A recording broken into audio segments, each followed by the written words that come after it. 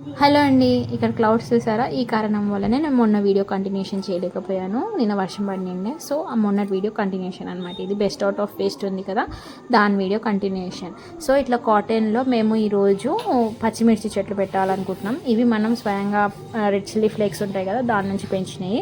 ఇదంతా ఖరాబ్ అయింది కాదు, మనము ఒకటి చెట్లకి వితౌట్ కెమికల్స్ మెడిసిన్ అని తయారు చేసాం కదా, అది పోసినందుకు పెండతోటి అది పోసినందుకు దాని మీద అట్లా ఫామ్ అయిందనమాట. సో మంచిగా పెరిగాయి. ఇవి ఆర్గానిక్ లాగానే అనుకోవాలి. ఇప్పుడు ఇలాంటి మెడిసిన్ యూజ్ చేయం దీంట్లో.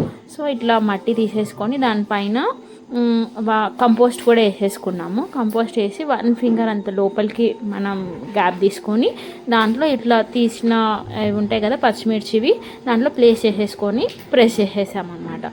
సో ఈ 2 రోస్ ఇట్లా తీసుకొని ఇంకొక లాస్ట్ రోలో మేము యాష్ గార్డ్ మనం ఇంతకుముందు ట్రేలో పెంచాము కదా, వాటిని ప్లేస్ చేసేసుకున్నాం అనమాట.